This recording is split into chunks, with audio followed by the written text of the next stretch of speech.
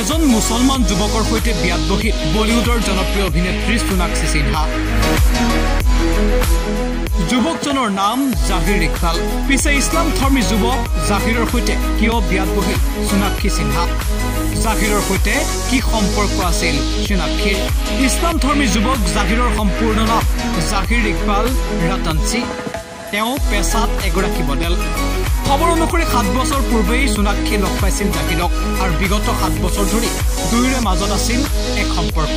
বিগত 7 বছৰে ইজনে সিজনক ভালদৰে জানিছিল।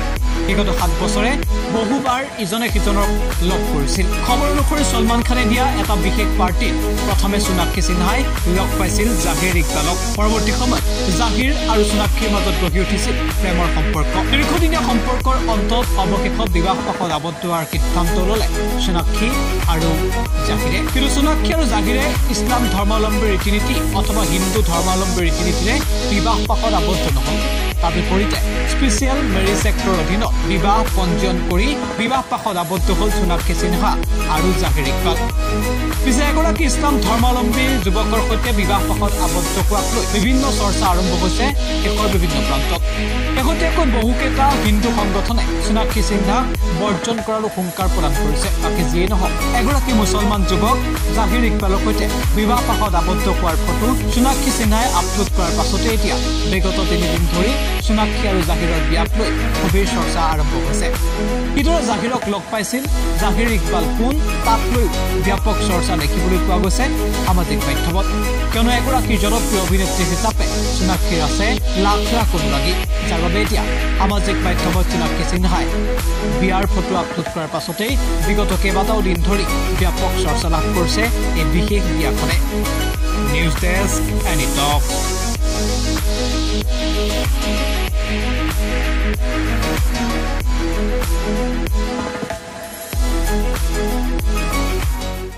এজন মুছলমান যুৱকৰ সৈতে বিয়াত বহি বলিউডৰ জনপ্ৰিয় অভিনেত্ৰী সোনাক্ষী সিনহা। যুৱকজনৰ নাম জাহিৰ ইকবাল। পিছে ইছলাম ধৰ্মী যুৱক জাহিৰৰ সৈতে কিয় বিয়াত বহিল সোনাক্ষী সিনহা? জাহিৰৰ সৈতে কি সম্পৰ্ক আছিল সোনাক্ষীৰ? ইছলাম ধৰ্মী যুৱক জাহিৰৰ সম্পূৰ্ণ নাম জাহিৰ ইকবাল ৰাতানচি। তেওঁ পেছাত এগৰাকী মডেল। খবৰ অনুসৰি 7 বছৰ পূৰ্বেই সোনাক্ষীয়ে লগ পাইছিল জাহিৰক আৰু বিগত 7 বছৰ ধৰি দুয়োৰে মাজত আছিল এক সম্পৰ্ক। বিগত 7 বছৰে ইজনে সিজনক ভালদৰে জানিছিল।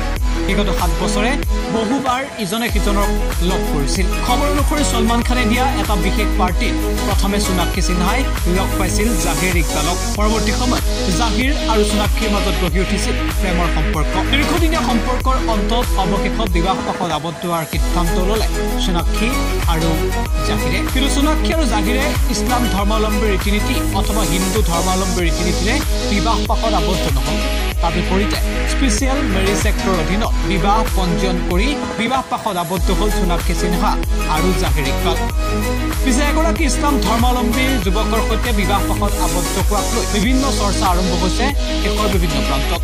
শেহতীয়াকৈ বহুকেইটা হিন্দু সংগঠনে সোনাক্ষী সিনহাক বৰ্জন কৰাৰো হুংকাৰ প্ৰদান কৰিছে। বাকী যিয়েই নহওক, এগৰাকী মুছলমান যুৱক জাহিৰ ইকবালৰ সৈতে বিবাহ পাশত আবদ্ধ হোৱাৰ ফটো সোনাক্ষী সিনহাই আপলোড কৰাৰ পাছতে এতিয়া বিগত 3 দিন ধৰি সোনাক্ষী আৰু জাহিৰৰ বিয়াক লৈ গভীৰ চৰ্চা আৰম্ভ হৈছে। কিদৰে জাহিৰক লগ পাইছিল, জাহিৰ ইকবাল কোন, তাক লৈ ব্যাপক চৰ্চা দেখিবলৈ পোৱা গৈছে সামাজিক মাধ্যমত। কিয়নো এগৰাকী জনপ্ৰিয় অভিনেত্ৰী হিচাপে সোনাক্ষীৰ আছে লাখ লাখ অনুৰাগী, যাৰ বাবে এতিয়া সামাজিক মাধ্যমত সোনাক্ষী সিনহাই বিয়াৰ ফটো আপলোড কৰাৰ পাছতেই বিগত কেইবাটাও দিন ধৰি ব্যাপক চৰ্চা লাভ কৰিছে এই বিশেষ বিয়াখনে। নিউজ ডেস্ক এনি টক।